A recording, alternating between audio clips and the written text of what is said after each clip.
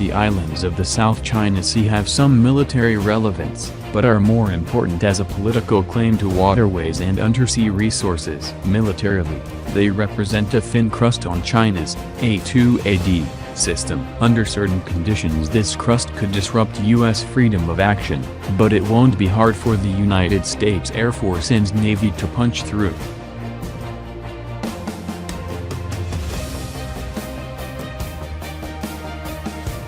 During World War II, Japan found that control of islands offered some strategic advantages, but not enough to force the United States to reduce each island individually.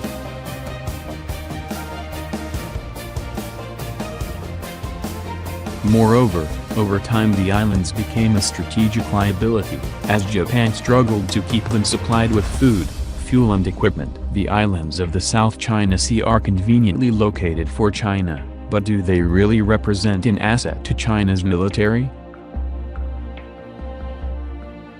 The answer is yes, but in an actual conflict the value would dwindle quickly.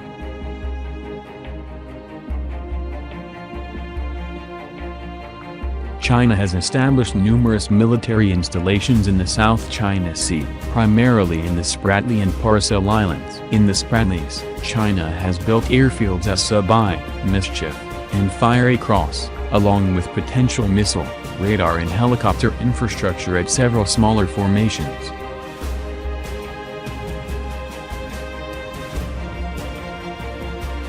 In the Paracels, China has established a significant military installation at Woody Island, as well as radar and helicopter facilities in several other areas. China continues construction across the region, meaning that it may expand its military presence in the future.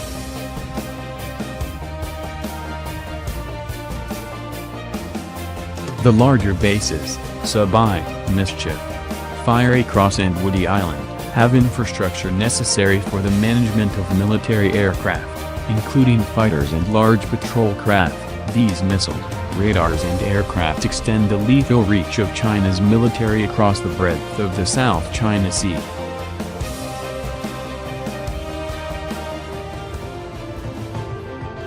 Several of the islands serve as bases for SAM systems, including the HQ-9, with a range of 125 miles, and perhaps eventually the Russian S-400, and ground-launched cruise missiles, GLCM.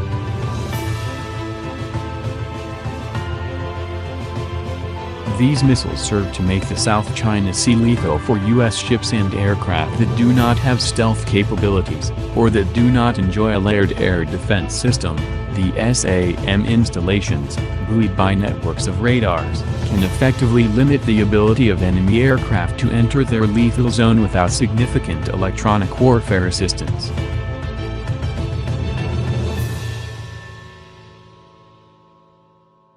The GLCM can add another set of launchers to China's A2AD network, although not necessarily with any greater effectiveness than missiles launched from subs, ships or aircraft.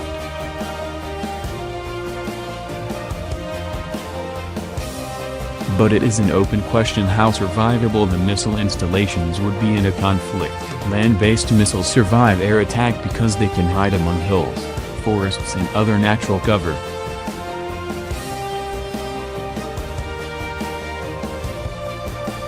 There is no effective natural cover on the islands that China has created, and even man-made defensive installations may not survive concerted attack. Moreover, missile launchers depend upon an at least somewhat robust logistical network for fuel, power and munitions, which China may not be able to reliably provide during a shooting war.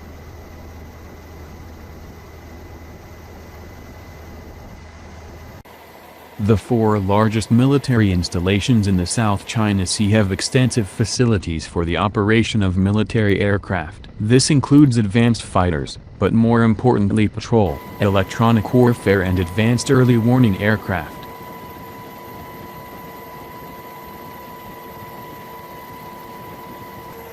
The ability to use these airfields effectively extends the reach of China's A2AD bubble, enabling the transmission of targeting data to missile launchers at sea and in mainland China. The fighter aircraft themselves serve to make the skies over the South China Sea even more lethal than they otherwise would be, as well as threaten U.S. ships at a distance with cruise missiles. But in conflict, the durability of an airfield depends on the availability of materials and equipment to execute repairs after an attack. It is not obvious that the islands China has created in the South China Sea will be robust enough to continue in operation after U.S. missile and bomb attacks.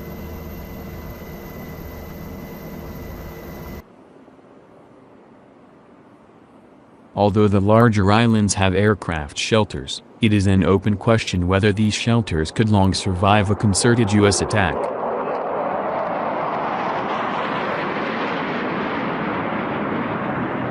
SAM, GLCM and combat aircraft depend on accurate targeting data for effectiveness. The most important contribution that the South China Sea islands may offer to the Chinese military is through the radar installations that China has established on many of the islands.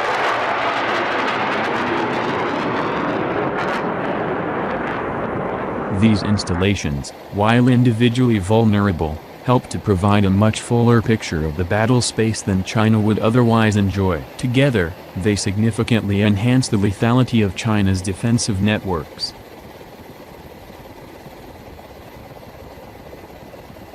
That said, the radars themselves are vulnerable to a wide array of U.S. attacks. These include kinetic methods such as missiles, launched from submarines, stealth aircraft or other platforms, electronic warfare, cyber attacks and even special forces raids.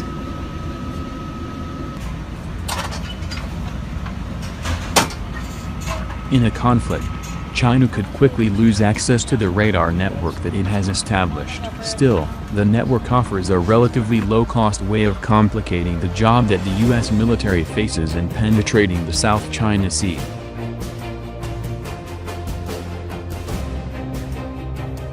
All the military capabilities of China's South China Sea islands depend upon secure communications with mainland China. Most of the islands constructed by China cannot support extensive logistics stockpiles, or keep those stockpiles safe from attack.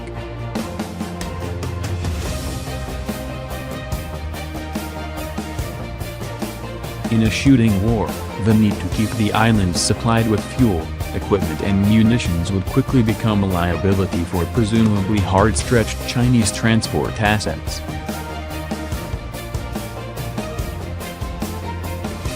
Assuming that the plan and PLAF would have little interest in pursuing risky, expensive efforts at resupplying islands under fire, the military value of the islands of the South China Sea would be a wasting asset during a conflict.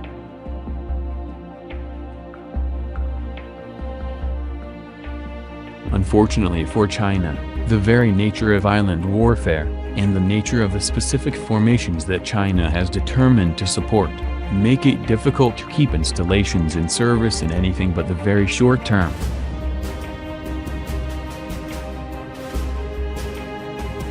As Lord Horatio Nelson may have quipped, "A ship's a fool to fight a fort."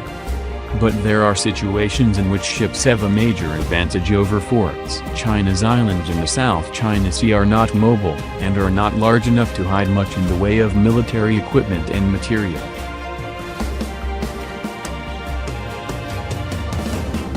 The United States will be able to meticulously map the military installations on each of the islands in the South China Sea, and will probably be able to track shipments of military equipment to the islands.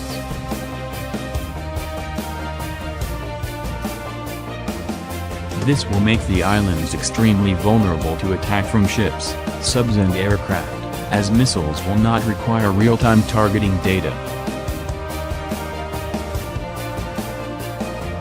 One positive step for the United States would be to reverse the decision to retire and place the advanced gun system on the Zumwalt-class destroyer.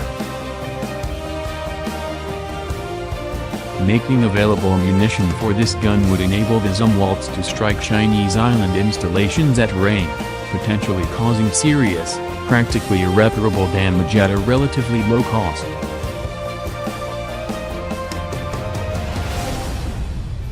Otherwise, the islands will suck up cruise missiles that might effectively be used on more juicy targets. The islands of the South China Sea have some military relevance, but are more important as a political claim to waterways and undersea resources. Militarily, they represent a thin crust on China's A2AD system.